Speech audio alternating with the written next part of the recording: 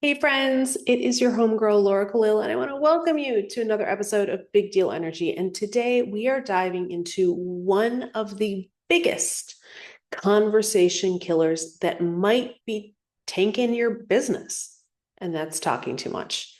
Now, I know what you're thinking, Laura, aren't I supposed to talk to sell my services? Yeah, but here's the kicker. The most powerful sales move isn't talking at all.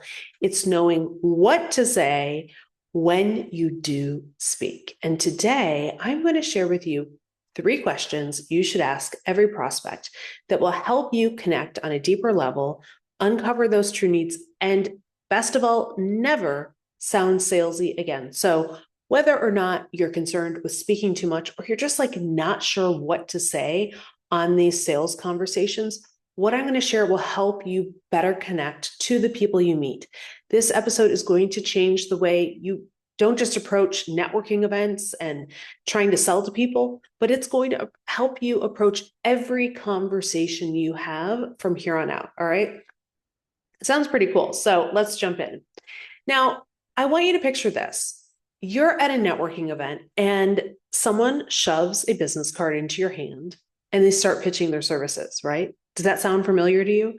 They're dropping every stat, every fact, every testimonial, but they haven't even asked you one meaningful thing about yourself.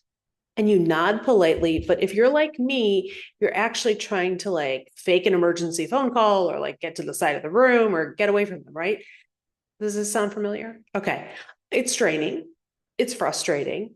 And you never want to be this person. And it's for those who may fear that, gosh, I know I talk too much, or I know that like I just get going.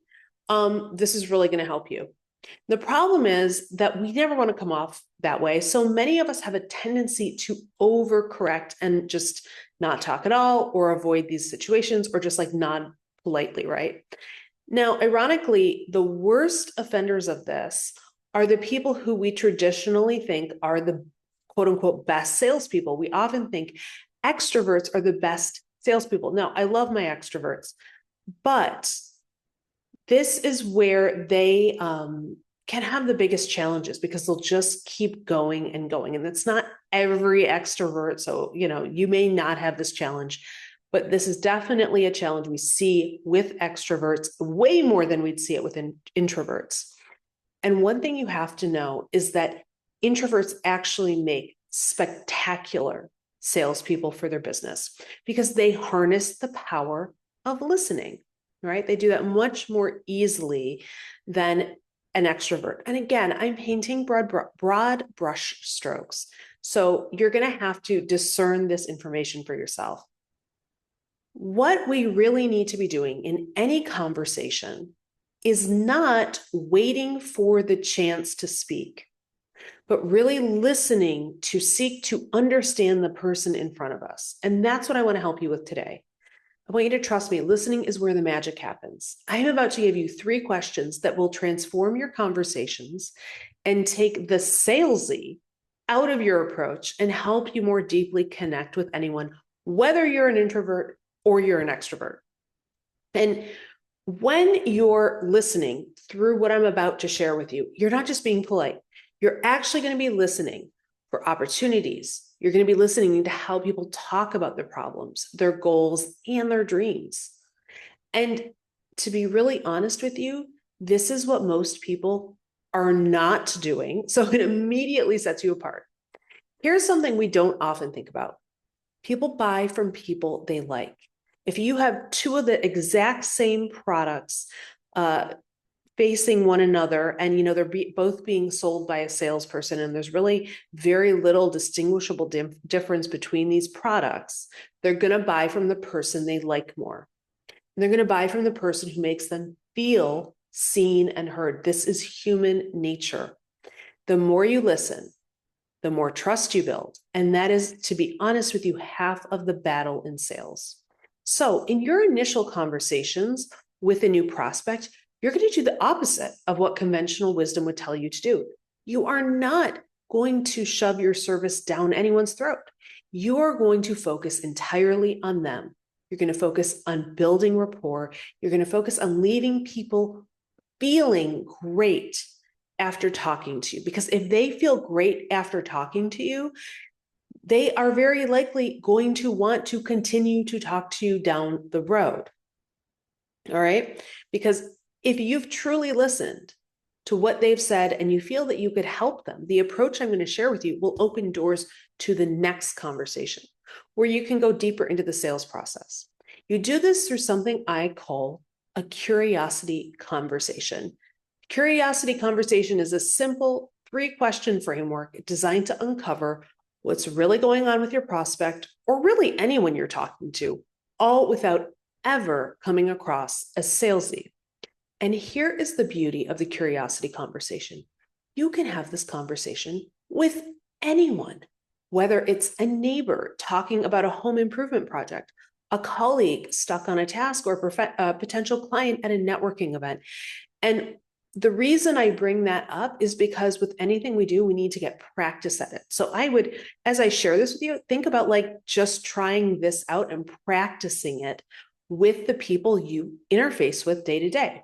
This framework is universal, and people will appreciate that you're genuinely interested because let's be real.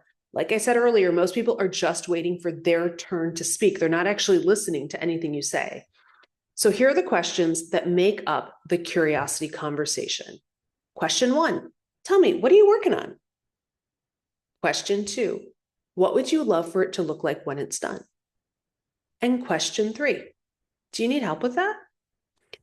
These questions open the door for connection, understanding, and trust. And guess what? They're not sales questions. We're not actually offering ourselves up to solve anything for them or do anything for them. When we ask that third question, do you need help with that? We're not even suggesting that maybe that would be us. Maybe they don't need help with that. And that's just a good thing to know. These are simply conversation starters that get people to talk about what they care about. And that's where you'll find out if and how you can help. Now, if the questions, the way that I presented them feels like a little bit too formal for the situation you're in, you can always adapt them. And so you could adapt them to say like, hey, what are you up to these days? And the second question could become, how do you hope it'll turn out? And the third question can become, could you use a hand with that? So you definitely can adapt these. And when you ask these kinds of questions, you position yourself as a trusted advisor, not just another person trying to talk someone's ear off. Consultants, entrepreneurs, business owners, people like us, we are paid for our expertise, our insights, and our ability to solve problems, not for our ability to dominate a conversation. So by listening and asking thoughtful, open-ended questions, you're showing that you really want to understand their business and are here to help them solve their biggest challenges. And people will love you for this because the truth is, and I've been doing this for a very, very long time, the truth is that very few people take the time to sincerely care about the person in front of them. And when you make that person feel cared about, you are changing the entire game.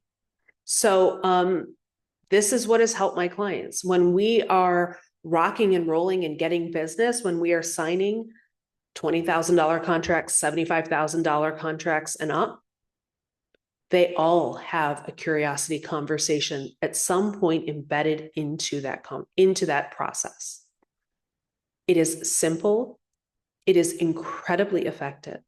And it's something that I want to give you some homework to do. I want you to go have a curiosity conversation in your back pocket and try it out this week.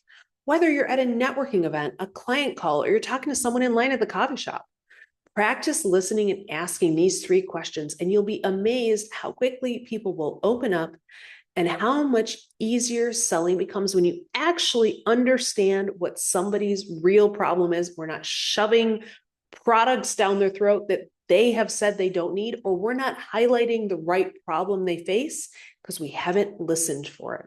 All right, get curious. I'm excited for you to have a curiosity conversation and tell me how it went. Until then, I will see you in the next episode of Big Deal Energy.